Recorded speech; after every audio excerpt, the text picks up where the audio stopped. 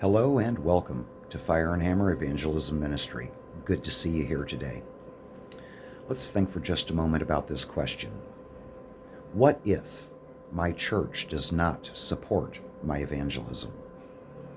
What I mean by that is, what if you are one of those, like so many others, who attend a church somewhere and that church is under the common modern-day belief that going out into public witnessing to strangers shouldn't be done anymore, that the new way, the new modern right way of doing it is to invite unbelievers to some movie night or bonfire or some other church event.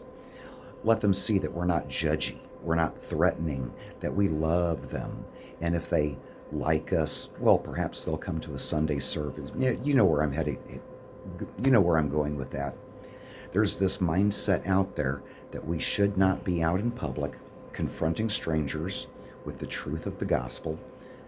We should not be doing, in other words, according to some churches, what has always been done, what Jesus did, what the prophets before Jesus did, what the apostles after Jesus did, what has been done for the last 2,000 years.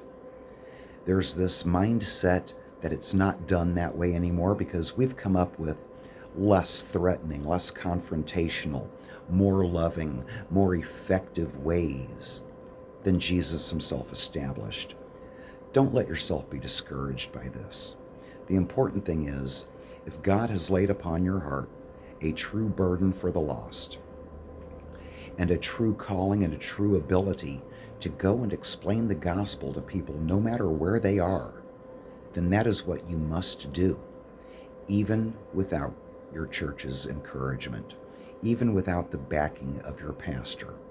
Now, don't let this be a personal conflict between you and them. Just continue doing what you are doing, knowing that your authorization does not rest in the leadership of some locally established organized church. Your authorization comes from the calling and the commissioning and the gifting of God himself.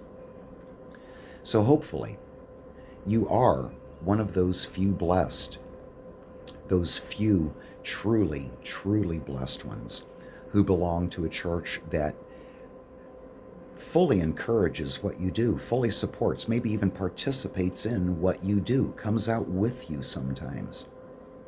But if not, know that you don't go alone, you don't go against God's will, you don't go out there doing anything you should not be doing. You are doing exactly what you should be doing, and you're doing it under the approval of the only one who truly counts, the approval of God himself.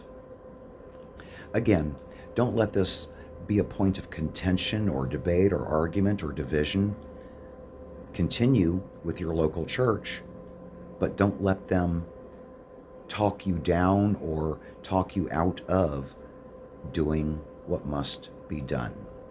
Don't fall into the mindset of you should be inviting those people to our bonfire or to our movie night so that they can get to know us, and if they like us, maybe come to a Sunday service or whatnot.